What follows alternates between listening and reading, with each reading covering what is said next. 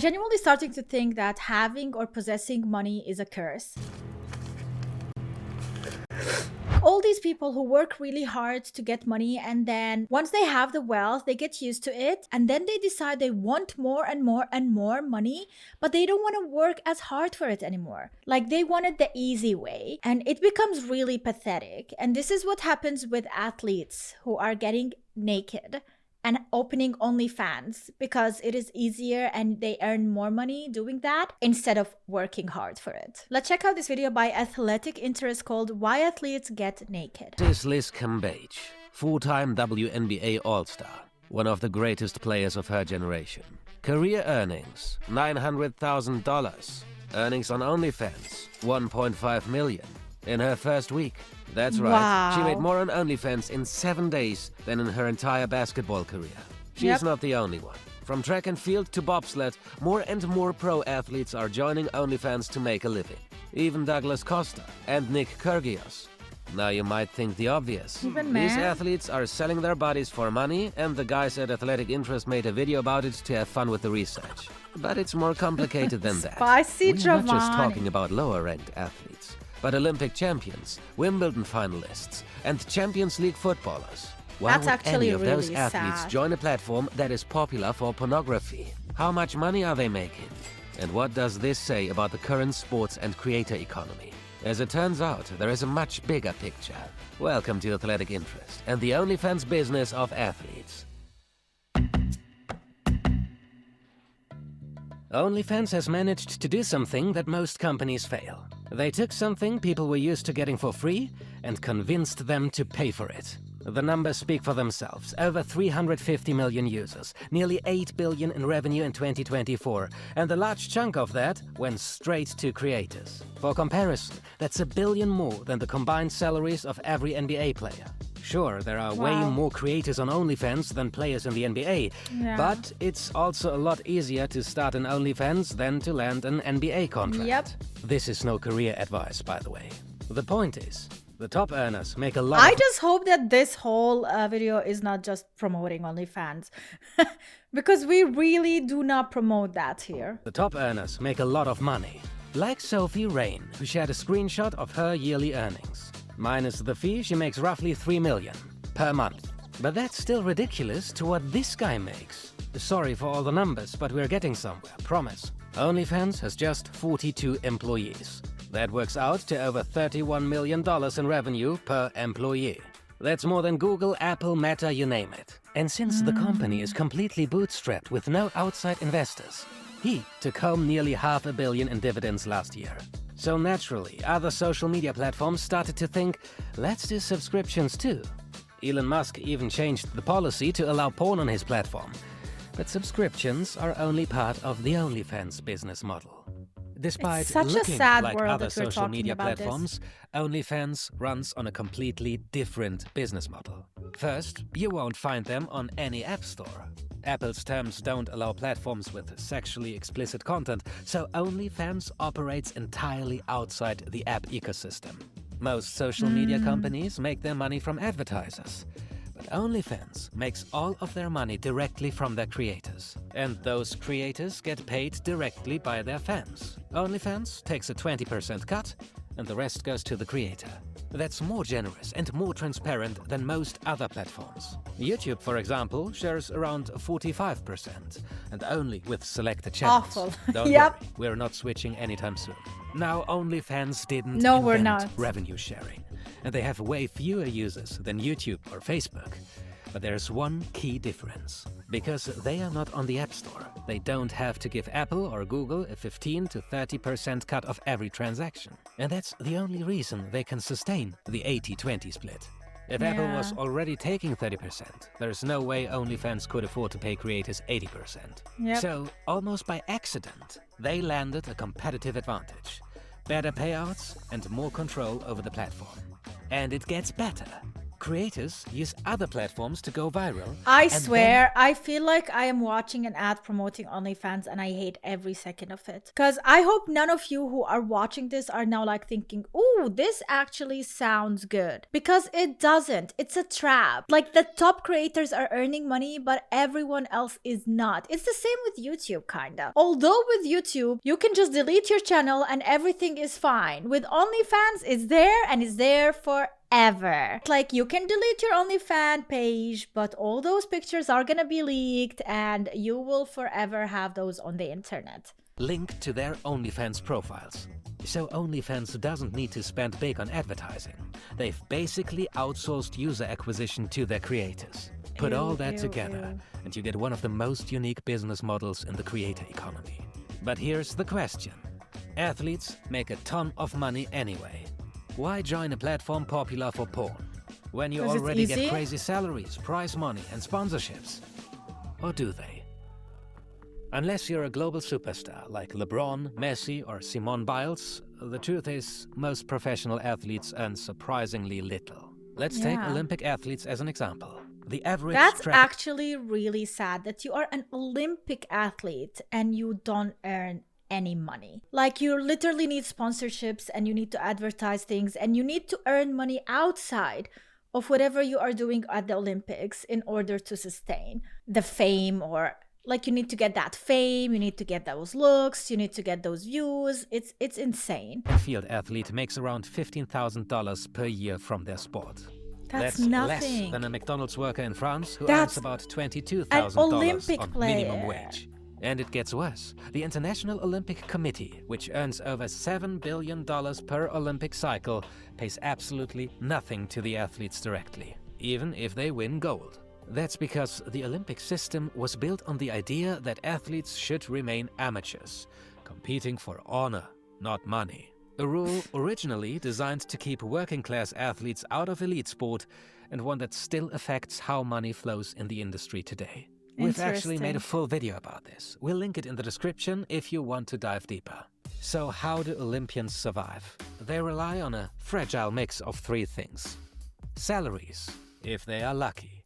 Prize money, which varies wildly. And sponsorships, which mostly go to the big names in football and basketball. Take the 2012 London Olympics. Usain Bolt made over $20 million that year with a $9 million Puma deal. But Megan Kalmer, an Olympic bronze medalist in rowing, she made $10,000 for her medal before taxes and had to grow her own vegetables to make ends meet. And it's not just Olympians. A study found that 80% of professional athletes in the US don't consider themselves financially stable. Travel, gear, training, nutrition, it all adds up. Sponsorship money is drying up, especially if you're not constantly on TV. Which brings us back to OnlyFans.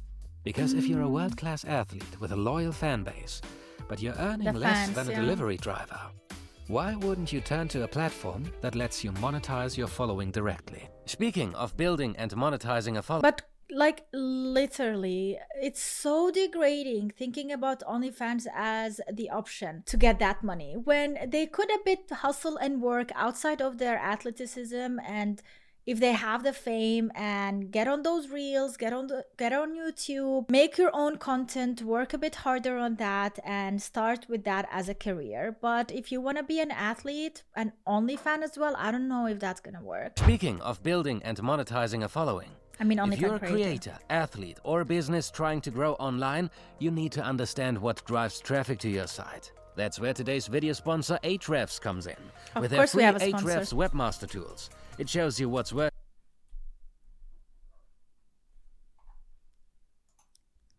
via the link in the description. I mean, the whole video sounds like a sponsor. There's an ongoing tug-of-war in the creator economy. On one side, the creators, athletes, in our case, who produce the content. On the other, the platforms that distribute it. The question is always the same. Who gets how much of the money? Social media platforms make billions by monetizing the attention athletes generate. Think of Douglas Costa. Millions of fans, millions of clicks. But most of the value he creates goes to the platforms. Facebook, Instagram, and TikTok are great for exposure. They help creators land brand deals, affiliate links, and sponsorships. But when it comes to paying creators directly, almost nothing. YouTube is an exception. That's not true. That is not true. Okay, maybe it is with Instagram, but I don't think when it comes to sponsorships, they can work directly with the content creators. Yeah, maybe there is a fee that they can give to TikTok, Reels, Shorts, but if you land a sponsorship outside of those platforms and then you decide to make them a part of those platforms, then I think you work one-on-one with the sponsorship. Don't make it sound as if you are working for nothing on these. Like, they would not be promoting Puma and whatever on Instagram if they don't earn any money. YouTube is an exception. It shares ad revenue, mostly respects creators, and rewards consistency. But even on YouTube, it's a grind to make a living. Talking from experience here. OnlyFans wants to flip the model, allowing creators to monetize their audience directly. It's part of a larger shift in the maturing creator economy. Creators getting a bigger slice of the value they generate. And for the most part, that's a good thing. More control, more transparency, more revenue for creators. But there is a catch. OnlyFans still comes with baggage. Yes, they market the idea of behind-the-scenes access, training footage, recovery routines, Q&As. But let's be real. Nobody is going on OnlyFans to watch that type of content. Yes, if you want to skip this ad revenue, if you want to skip literally paying a fee or a cutout to these sites because you want to work one-on-one with the OnlyFans community or the users, the fans, let's be honest, they are not gonna come and be a subscriber to watch your video about how you do sit-ups unless the angle is the right one. Let's be real. Most content on the platform isn't meal plans and workout tips. No, it's not. Unless you're willing to show skin, the odds of making serious money are slim. And for athletes, that comes with a risk. Aligning with a platform still associated with adult content could harm sponsorship opportunities. Definitely. It could turn off brands and eventually backfire.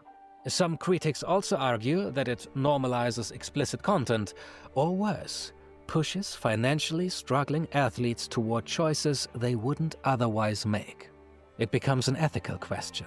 Is OnlyFans empowering athletes to monetize their attention, or nudging the vulnerable to sell their bodies? Definitely the second There's something choice. to win and something to lose. Everything in life is something to win and something to lose. But are you ready to actually give and sacrifice everything in order to maybe a small percentage of you actually winning?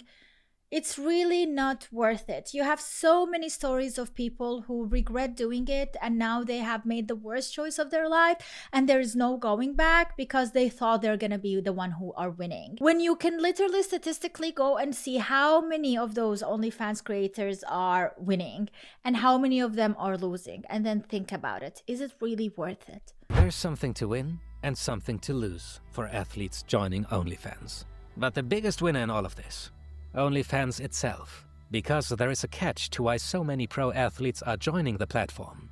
Many of them get paid by OnlyFans to do so. They are not only doing it to get the 80% cut, but they get good old sponsorship money from the company. Why? Because OnlyFans wants to go mainstream, and their way in is sports. They even have a whole sports blog on their website, where they report about OnlyFans-sponsored athletes and teams. The strategy is social. Bruh, how can you actually be that athlete and have an OnlyFans shirt and be like proud to hold all these prizes with an OnlyFans promotion? Like, how low are we stooping at this point? Like, you know, the Pornhub site? Like, imagine having that on your shirt. It's almost the same. How could you be proud to promote something so unethical? Like, did we lose all morality? Like, is there no shame anymore? OnlyFans-sponsored athletes and teams. The strategy is social proofing. Athletes and fans will be more likely to sign up in the future as they see others doing the same. Adult content is still their core business. But if they want to grow, they need to diversify. They're not and gonna. Sports is one of the most trusted, emotionally driven content genres out there. It also fits the broader trend. Athletes building direct relationship with fans without relying on media companies or brands. Cristiano started a YouTube channel. Kylie Kuzma launched a newsletter. Austin Eckler built his own app called Experience. Everyone's trying to own the connection. But I don't think OnlyFans can actually now diverge from this whole idea and become a legit site. I don't think OnlyFans is gonna be the next Patreon or the next YouTube. I really don't see that happening. I feel like we will always be able to associate it with explicit content. Like if you come and tell me that you are OnlyFans, I will immediately know what type of content you are sharing there. Like there is no way for me to disassociate that part from OnlyFans. Is it just me? Let me know in the comments down below what you think. Are they ever gonna be mainstream? Are they gonna be like YouTube? Are we all gonna have OnlyFans one day that has nothing to do with those explicit type of content? Like, what are we talking about here, you guys? Let me know what you think in the comments. Thanks so much for watching and see you in the next video. Oh, make sure to like this video. Oh, make sure to like this video for more content like this, guys, because liking the video is so important, or leaving a comment or any kind of content engagement on that YouTube channel and on the YouTube video, because it helps out the channel overall and helps me out with my career. Thank you so much for watching and see you next time. Bye.